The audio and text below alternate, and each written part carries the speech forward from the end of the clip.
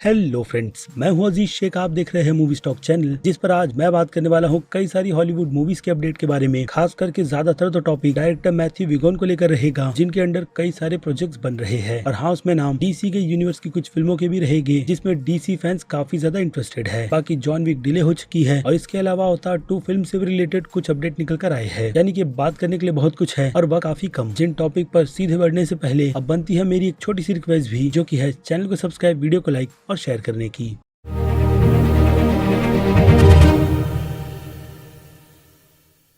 So friends, तो सबसे पहले अपडेट की बात करें तो ये अपडेट है एम नाइट शैमलन की अपकमिंग हॉरर फिल्म, जिसके टाइटल के साथ साथ एक एक्टर की कास्ट की कंफर्मेशन कर दी गई है, जो नाम इस लिस्ट में डेव बटिस्टा का है। और फिल्म के टाइटल की बात करें तो फिल्म का title knock at the cabin है, जिससे रिलेटेड एक और इंटरेस्टिंग बात यह है कि इस फिल्म को एम नाइट शैमलन लॉन्ग टेक में शूट करेगी, जैसी फिल्म हमने 1970 देख रखी है। और हाँ, बर्डमैन भी, जिसमें इस बार हॉरर के यूनिवर्स से कुछ काफी डिफरेंट निकल कर आने वाला है। लेकिन आई नो एम नाइट शैमलन की फिल्मों को लेकर लोगों की थिंकिंग ही बहुत ही ज्यादा डिफरेंट होती है, क्योंकि बंदा हर बार किसी न किसी डिफरेंट कंटेंट के साथ कभी लोगों को हैरान करते हैं या फिर बहुत ही ज्यादा परेशान कि ये उन्होंने बना क्या दिया। क्योंकि उन्हीं की फिल्म ओल्ड की एंडिंग को लेकर लोगों के रिएक्शन कुछ इसी तरीके के थे, जहां अगर कुछ फैंस उसे सपोर्ट करते हैं तो कुछ बिल्कुल भी नहीं, लेकिन फिर भी कंटेंट यूनिक था। इसलिए इस बार भी कुछ वैसी ही यूनिकनेस निकल कर आएगी, जिसमें हम डेफिनेटली डेव बटिस्टा जैसे नामी एक्टर को देखने वाले हैं। उसके बाद बात कर लेते हैं मैथ्यू विगोन के बारे में, जो कि इतने अच्छे टैलेंटेड डायरेक्टर है, बट फिलहाल तो उनका ये टैलेंट किंग्समैन और किक एस जैसी फिल्मों के यूनिवर्स में फंसा पड़ा है, जिससे मुझे लगता है कि वो बाहर निकलना चाहते हैं। क्यों, तो आइए उस पर बात कर लेते हैं, जिसमें आपको ये बात तो पता ही होगी कि द किंग्समैन, जो कि एक हिसाब से किंग्समैन के यूनिवर्स का प्रीक्वल है, उसके फर्स्ट रिएक्शन रिव्यू बिल्कुल भी ठीक निकल कर नहीं आए हैं। और साथ ही साथ फिल्म का रिस्पॉन्स भी इतना ज्यादा खास नहीं है। लेकिन फिर भी फिल्म मैथ्यू के नाम की वजह से ही एक बार थिएटर में देखने के लिए जाऊंगा। जिसकी ऑफिशियल अब इंडिया की रिलीज डेट की बात करें तो ये फिल्म अगले साल के डिले पर है, जिसकी ऑफिशियल रिलीज डेट 14 जनवरी की रखी गई है। और बाकी देशों में ये फिल्म पूरी तरीके से रिलीज हो गई है, बस इंडिया के लिए इसे पोस्टपोन किया गया है। रीजन थी मैट्रिक्स रेजरेक्शन जैसी फिल्म, जिससे डिस्ट्रीब्यूटर्स बिल्कुल भी टक्कर नहीं लेना चाहते थे, क्योंकि उन्हें इस फिल्म की सोलो रिलीज चाहिए। और जिन लोगों को किंग्समैन के यूनिवर्स की फिल्में पसंद है, तो उनके लिए काफी अच्छी और ग्रेट न्यूज इस फिल्म के यूनिवर्स को आगे कंटिन्यू करने की निकल कर आई है। और इस बार की सीरीज में द किंग्समैन असल में प्रेजेंट की टाइमलाइन का थर्ड पार्ट रहेगी, और टैरन एडगर के कैरेक्टर एक्जी की स्टोरी का पैकअप भी करेगी, जिस प्रोजेक्ट को ग्रीन लाइट सितंबर के मंथ में ही मिल गई है। यानी कि कभी भी इस फिल्म का प्रोडक्शन शुरू हो सकता है, बस डिपेंड करता है मेरे हिसाब से इस अभी की द किंग्समैन फिल्म का प्रीक्वल, जिसके अगर बॉक्स ऑफिस नंबर अच्छे नहीं निकल कर आएंगे, तो मुझे लगता है कि किंग्समैन के यूनिवर्स को आगे और कोई ग्रीन लाइट मिलेगी। लेकिन अगर इस फिल्म के फ्लॉप होने के बाद भी इस फिल्म के थर्ड पार्ट को कंटिन्यू किया जाता है, तो फिर ऐसा मानना पड़ेगा कि डिज्नी वाले काफी ब्रेव अटेम्प्ट उठा रहे हैं, जो एक और बात कंफर्म करता है कि उनका बिलीव फिल्म की कहानी में बहुत ही ज्यादा है। इसलिए शायद इस फिल्म के थर्ड पार्ट को इस तरीके की परमिशन मिल चुकी है, जिसे अगेन डायरेक्ट करने की जिम्मेदारी मैथ्यू विगोन पर ही है। और इसी के साथ साथ उनकी तरफ से कंफर्मेशन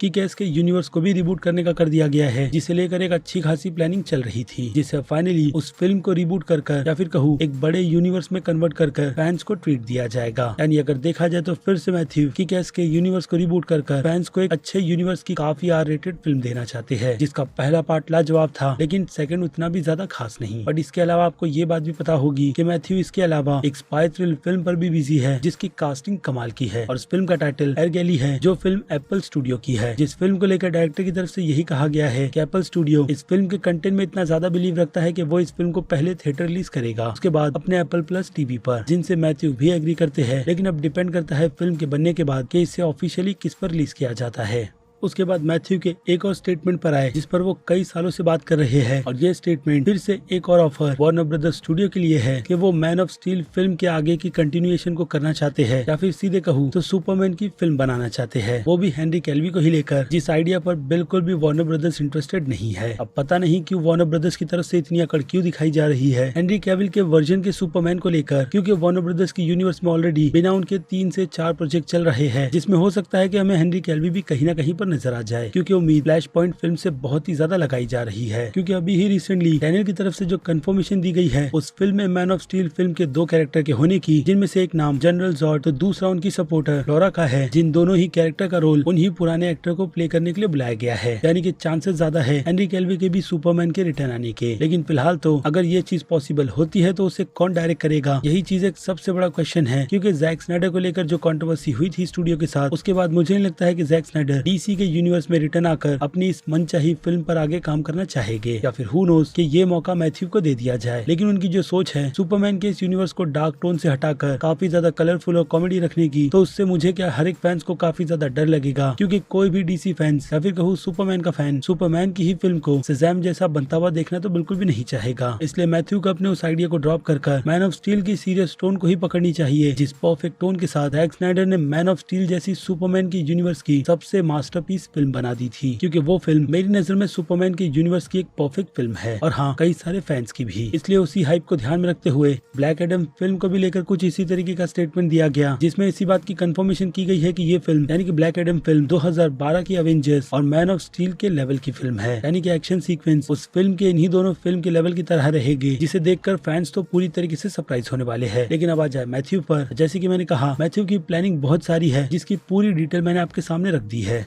और अब जबकि सुपरमैन की बात हो ही चुकी है, तो डीसी की ही अपडेट को कंटिन्यू रखते हुए आते हैं सीधे ब्लू बीटल पर, जिस फिल्म की कॉन्सेप्ट आर्ट को ही देखकर ऐसा लग रहा था कि फिल्म काफी ज्यादा प्रॉमिसिंग रहेगी। लेकिन जो डिसीजन इस फिल्म को HBO मैक्स पर रिलीज करने का था, उससे कहीं न कहीं ये फिल्म उतनी भी ज्यादा अच्छी नहीं लग रही थी, जिस पर अब स्टूडियो ने अपनी राय बनाते हुए इस बात की कंफर्मेशन कर दी है कि ये फिल्म अब सीधे HBO मैक्स के अलावा थिएटर्स में भी रिलीज की जाएगी। यानी कि फिल्म की स्क्रिप्ट और इसके पूरे के पूरे कंटेंट में दम है, जिसे ध्यान में ही रखकर वार्नर ब्रदर्स ने इस तरीके का डिसीजन लिया है। बाकी अब देखना ये इंटरेस्टिंग होगा कि क्या ये फिल्म अपनी तय की गई रिलीज डेट यानी कि 18 अगस्त 2023 तक रेडी होती भी है या नहीं। उसके बाद आ जाए डीसी के यूनिवर्स की वंडर वुमन पर यानी कि गैल गैडोट पर, तो उनके कैरेक्टर को लेकर इल्यूमिनाटी की तरफ से यही कंफर्मेशन की जा रही है कि वंडर वुमन का अपीयरेंस हम जल्द से जल्द Shazam fury of the gods film में देखने वाले हैं, यानी कि शज़ैम 2 में, जो कि ऑब्वियसली एक कैमियो होगा। इसी के साथ साथ एक रूमर वंडर वुमन की ही फ्लैश फिल्म में भी होने की है, जिस पर अभी फिलहाल तो कोई भी कंफर्मेशन नहीं दी गई, लेकिन फिर भी अगर रूमर निकल कर आती है तो उस पर बिलीव करना भी बनता है।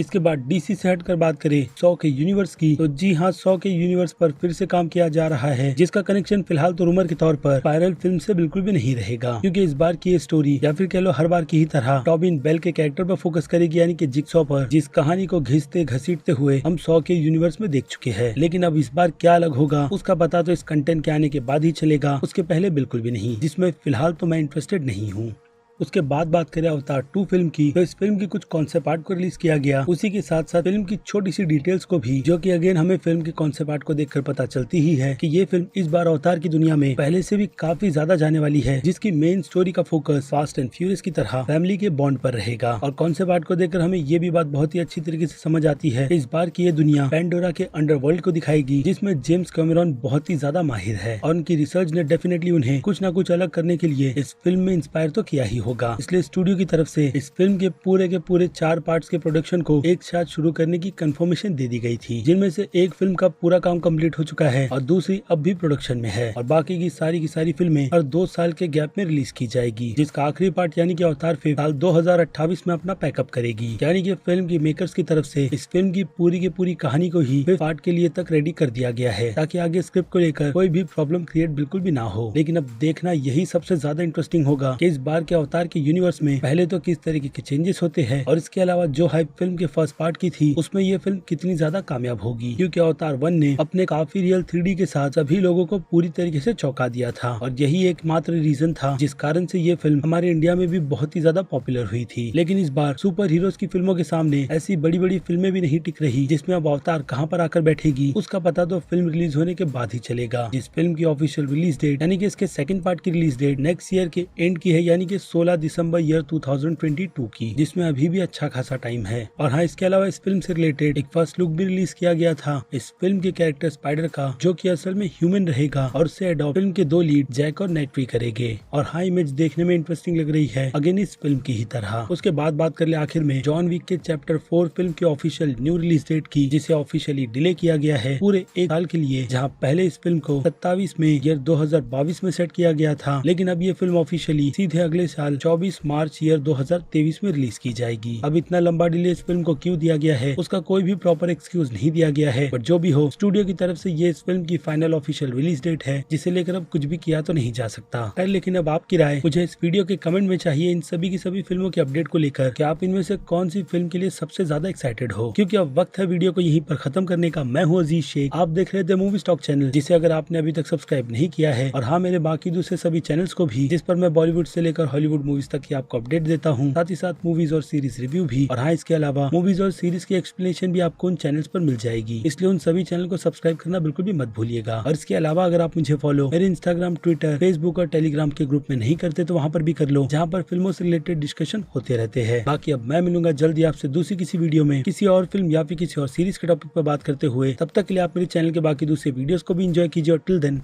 बाय।